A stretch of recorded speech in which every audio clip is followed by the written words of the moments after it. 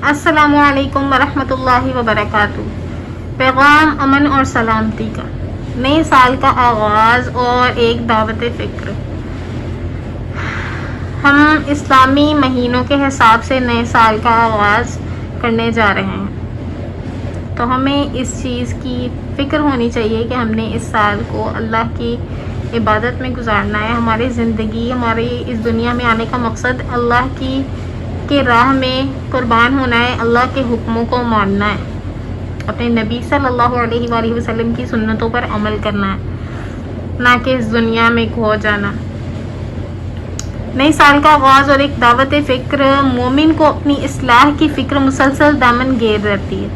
حقیقت یہ ہے کہ ایک مومن کو یومیہ بنیادوں پر اپنا محاسبہ کرتے رہنا چاہیے، نیکی کی توفیق پر اللہ تعالیٰ کا شکر ادا کرتے رہنا چاہیے، اور اپنی کوتاہیوں پر ندامت اور شرمندہ ہونا چاہیے، اور توبہ کرتے ہوئے مسلسل اپنی اصلاح کی فکر رہنی چاہیے۔ یہی ایک مومن کا شیوا ہے۔ اسی طرح مومن کو اپنے محاسبے اور اصلاح کے لیے کسی سال، کسی مہینے، کسی دن، کسی رات یا کسی مخصوص وقت، موقع اور عمر کا انتظار نہیں کرتے رہنا چاہیے، اور نہ ہی اس معاملے میں نفس، شیطان کے کسی مکر و فریب کا شکار ہونا چاہیے، کیونکہ ممکن ہے کہ اس کا یہ انتظار خدا نخواستہ اس کو کسی بڑے نقصان سے دوچار نہ کر دے۔ اسی لیے اس کی حیات فانی کا بھروسہ ہی کیا، انجانے میں کب پیام اجل آ پہنچے اور ہم مہلت نہ ملے پر کفی افسوس ملتے ہی رہ جائیں۔ حضرت شیخ سعدی رحمۃ اللہ علیہ گلستان سعدی میں اس حقیقت کو یوں بیان فرماتے ہیں: خیر کن اے فلاں غنیمت شمار عمر، زاں پیش ترکا بانگ برید فلاں نمائند۔ اس کا ترجمہ ہے: اے فلاں شخص، بھلائی کے کام کرو اور اپنی عمر کو غنیمت جانو، قبل اس کے کہ یہ اعلان ہو جائے کہ فلاں شخص دنیا میں نہ رہا۔ اس حقیقت کو مد نظر رکھتے ہوئے یہ بات عرض کرنے میں بھی کوئی حرج نہیں ہے، جب نیا سال شروع ہوتا ہے تو دل اور دماغ پر ایک دستک ضرور پڑتی ہے، اور دستک تبدیلی کی دستک ہوتی ہے کہ ایک اور سال ختم ہو چکا اور ایک نئے سال کا آغاز ہو گیا۔ اتباع شریعت اور روز آخرت کو مد نظر رکھنے والوں کے لیے یہ تبدیلی محض ماہ و سال اور کیلنڈر کی تبدیلی نہیں ہونی چاہیے، بلکہ اسے ایک دینی اور مثبت تبدیلی کا سنہری موقع سمجھنا چاہیے۔ کس قدر خوش نصیب ہیں وہ مسلمان جن کے لیے یہ ماہ و سال کی تبدیلی ایک خوشگوار اور مفید دینی تبدیلی کا بہانہ بن جائے۔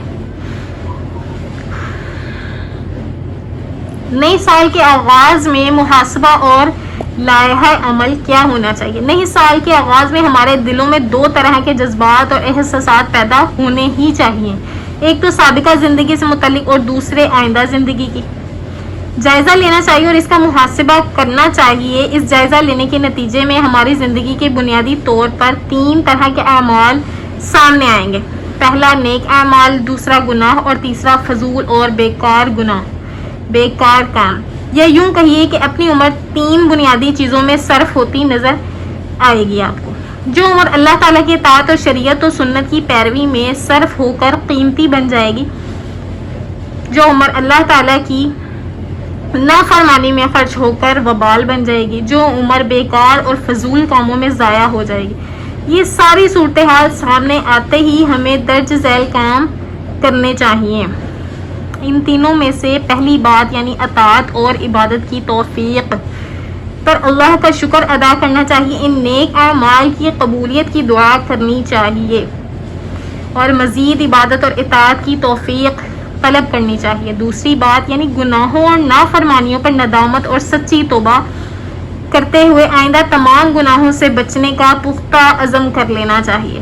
تیسری بات یعنی فضول اور بیکار کاموں پر افسوس اور استغفار کرتے ہوئے آئندہ اس سے اجتناب کرنے کا عزم کر لینا چاہیے۔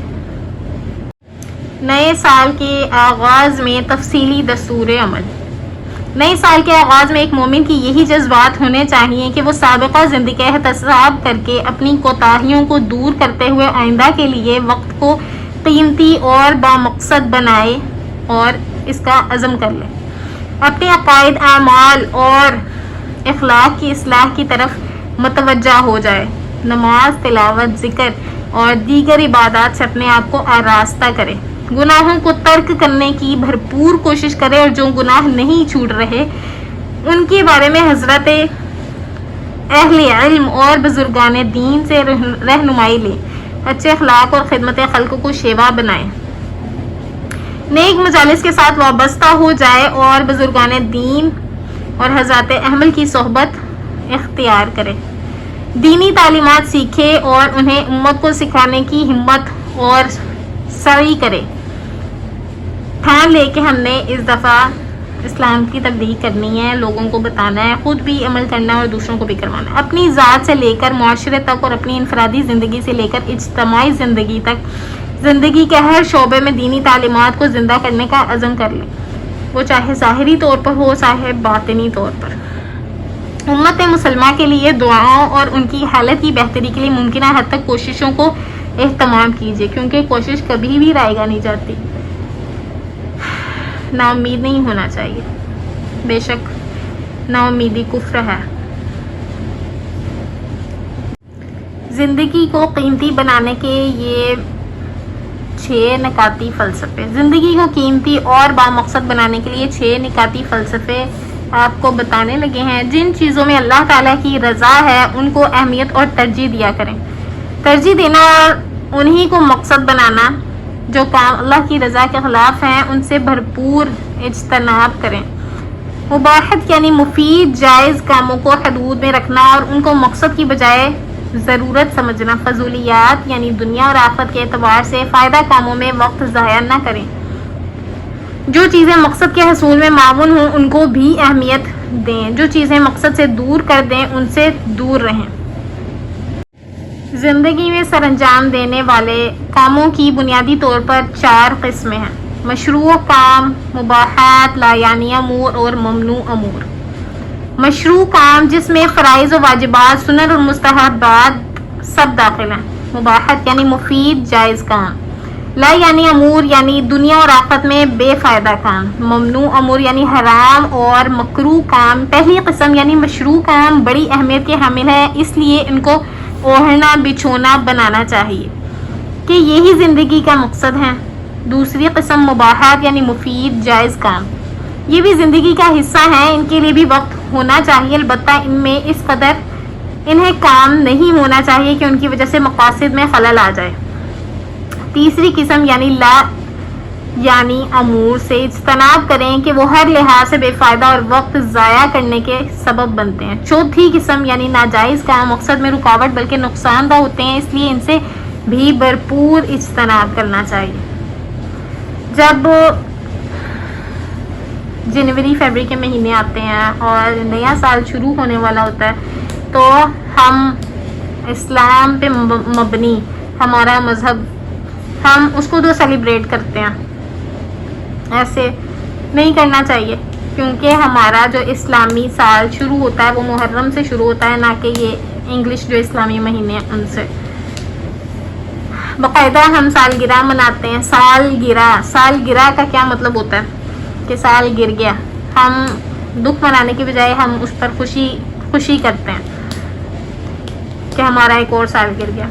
ہمیں اس چیز کی فکر ہونی چاہیے، ہمیں اس چیز کے بارے میں سوچنا چاہیے کہ ہمارا ایک اور سال ضائع ہو گیا، ہم بہتری کی طرف نہیں آئے، ہم نے اپنے آپ کو اپگریڈ نہیں کیا، گروم نہیں کیا، ہم اپڈیٹ نہیں ہوئے، ہم نے اللہ کو راضی نہیں کیا، ہم نے حکموں کو نہیں مانا، اپنے والدین کو ناراض تو نہیں کیا۔ ہمیں یہ چیز سوچنی چاہیے کہ کوئی ہم سے ناراض تو نہیں ہے، ہمارا نیا سال شروع ہو رہا ہے، کیونکہ زندگی کا تو کل کا نہیں پتہ، ایک سیکنڈ کا نہیں پتہ کہ آپ کب ختم ہو جائیں، کب اللہ پاک آپ کو اپنے پاس بلا لیں، کیونکہ آپ اللہ کی امانت ہیں۔